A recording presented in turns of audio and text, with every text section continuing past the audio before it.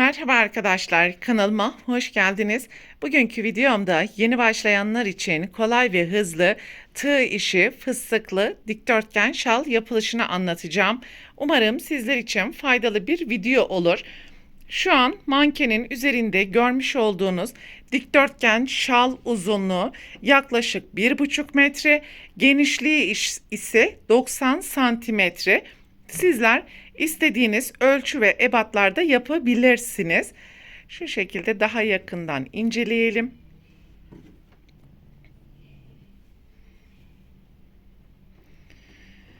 Evet, hazırsanız haydi şalın yapılışına başlayalım. Dikdörtgen şalı örerken kullanmış olduğum ipin markası Alize simli şal ipi. 100 gram ve 460 metrelik bir ip. Aynı rengi kullanarak örmek isteyen arkadaşlar için renk ve lot numarası ve 2,75 milimetre tığ ile ördüm arkadaşlar.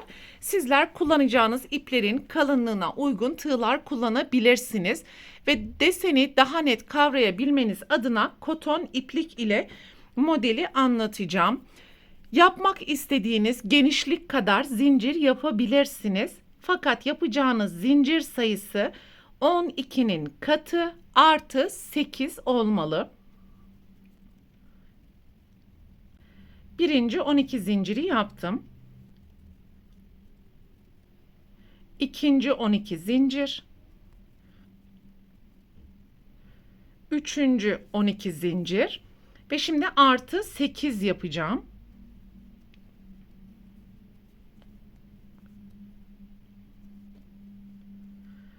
Bütün zincirlerimizi yaptık ve ipi hafif yukarıya doğru yükselterek sırayla yan yana zincirlerin içerisinden tekrar zincir yaparak yukarıya ilmek yükselteceğiz. Toplam 8 tane.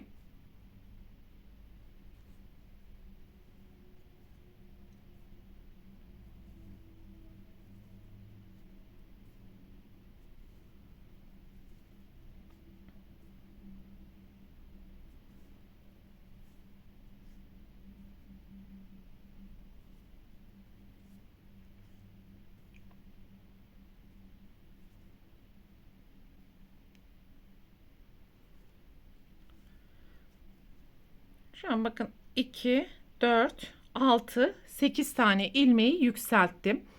Aynı boşluğun içerisinden bir zincir yaparak 8 tane ilmeği tığdan çıkarttım ve ipi yükselterek aynı boşluğun içerisinden ilmek yükselterek fıstık yapalım. Dörtlü ya da beşli fıstık yapabilirsiniz. Fıstıkların hepsini birlikte topladım. 1, 2, 3, 4 zincir atlayalım. Sık iğne.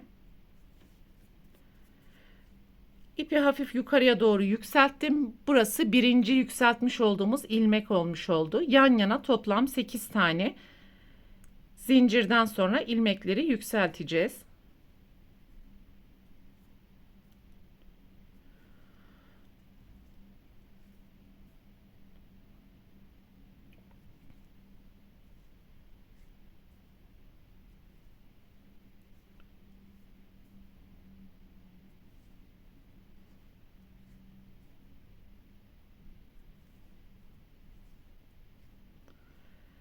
Evet, 2, 4, 6, 8 tane ilmeği yükselttik. Aynı boşluğun içerisine bir zinciri yaptım. Bütün ilmekleri tığdan çıkartarak 9. ilmeği yukarıya doğru yükselttik ve aynı boşluğun içerisine fıstık yapalım.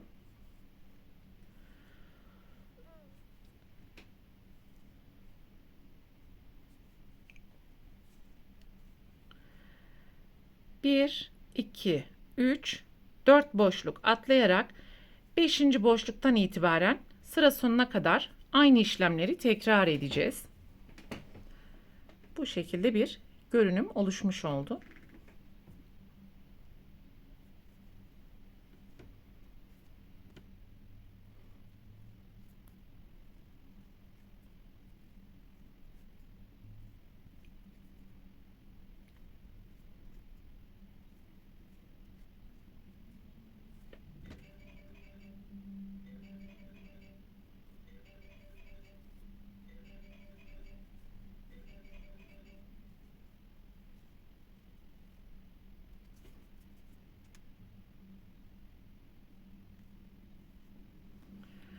Ve sıranın sonuna geldiğimiz zaman yan yana 8 tane ilmek yükselterek sırayı tamamlayacağız.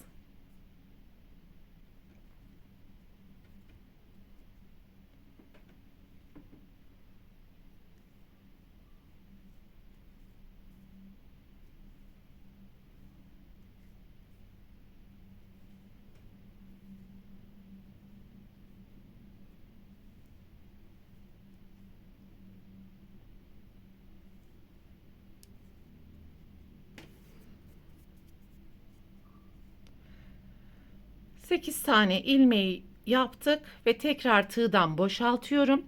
En sonki ilmeğe takarak ve bir zincir yaparak burayı kilitledim. Deseni çeviriyorum. Şimdi yan yana toplam 3 tane sık iğne yapacağız. 1, bu ilmeklerin içerisinden geçirerek 2 ve 3. Baştaki ilmekle birlikte toplam 4 tane olmuş oldu. 3 zincir yan yana 4 ilmeğin ortasından sık iğne.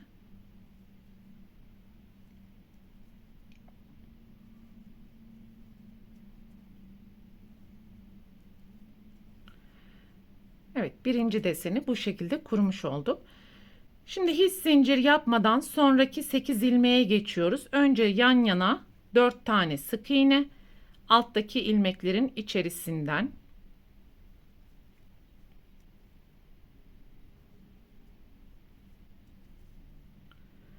3 zincir, tekrar yan yana 4 sık iğne,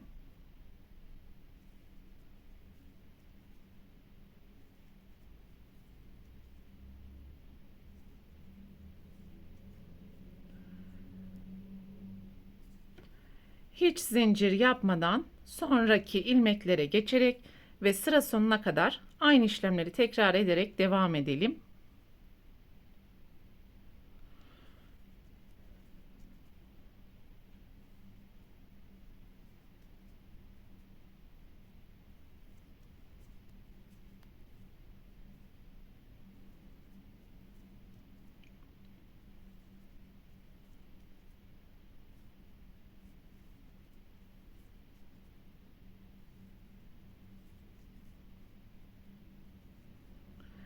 Son 8 ilmeğe zincir yapmadan geçiş yapalım ve 4-4 şeklinde sık iğnelerle ayıracağız.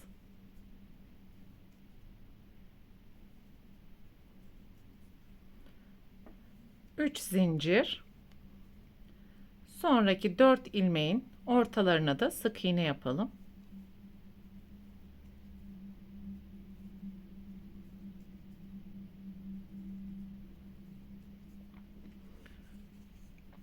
Ve ilk 2 sırayı bu şekilde tamamlamış olduk. Bir zincir, deseni çeviriyorum ve orta boşluğa gelene kadar alttaki sık iğnelerin tepesine kaydırma yaparak ilerleyeceğiz.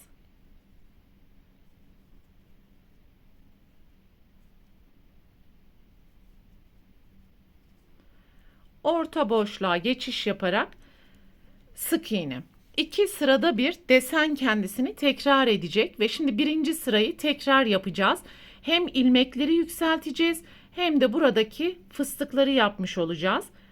Birinci ilmeği yükselttik. Aynı boşluğun içerisinden toplam 8 ilmek yükselteceğiz.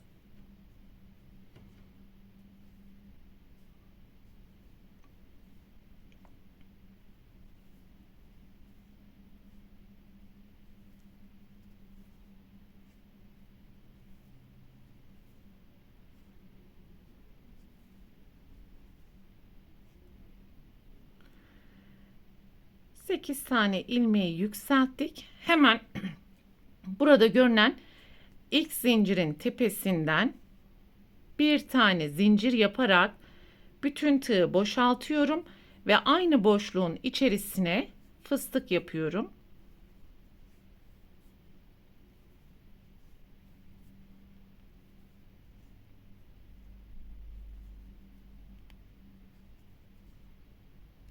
Fıstığı kapattık. Ve bakın burada Zincire kadar olan sık iğneleri tamamen atlıyorum. En sonki sık iğnenin tepesine burayı sık iğneyle bağlıyorum. Sonraki boşluğa geçiş yaparak ve sık iğneden sonra aynı boşluktan 8 tane ilmek yükselteceğiz ve sıra sonuna kadar yapmaya devam edeceğiz.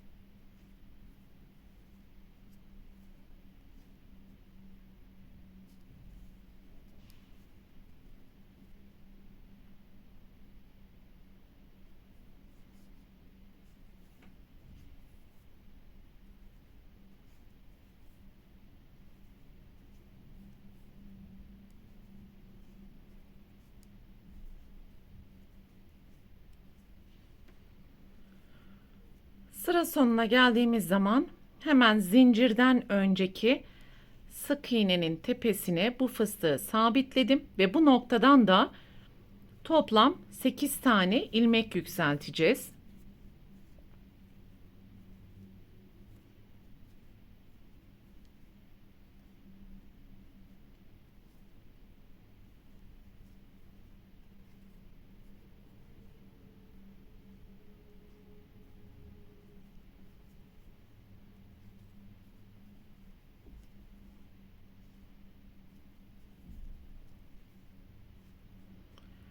Sekiz tane ilmeği yükselttikten sonra tığı boşaltıyorum ve en sonki ilmeğin içerisinden zincir yaparak burayı sabitliyorum.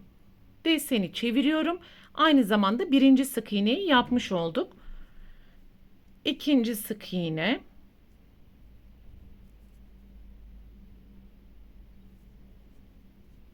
üçüncü sık iğne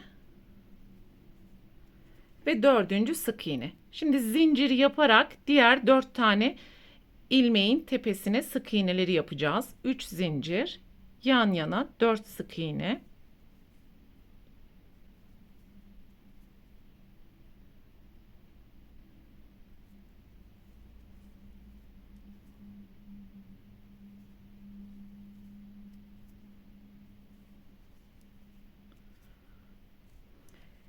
Hiç zincir yapmadan bir sonraki ilmeklere de aynı işlemi tekrar ederek sıra sonuna kadar yapmaya devam edeceğiz.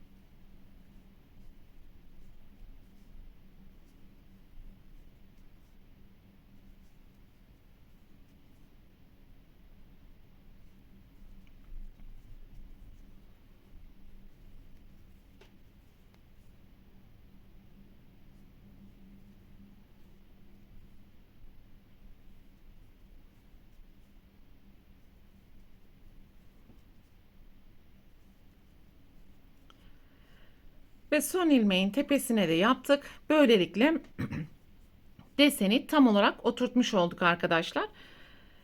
Bir zincir çekerek buradaki işlemin aynısını tekrar edeceğiz. Ve istediğiniz ölçüye ulaşana kadar deseni yukarıya doğru yükseltmeye devam edebilirsiniz. Desenin arka yüzünden ilerlerken hem ilmek yükselterek fıstıkları yapıyoruz. Ön yüzden ilerlerken ise sadece sık iğneleri yaparak yukarıya doğru yükseltmeye devam edeceğiz arkadaşlar. Şu şekilde ekran görüntüsü de alabilirsiniz.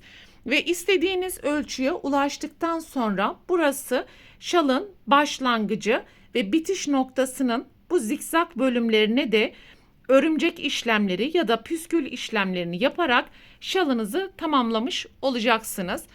Bu videoda anlatacaklarım bunlardan ibaretti. Umarım sizler için faydalı bir video olmuştur. Sonraki eğitim videosunda görüşene dek lütfen kanalıma abone olarak videomu beğenmeyi unutmayın. Hoşça kalın.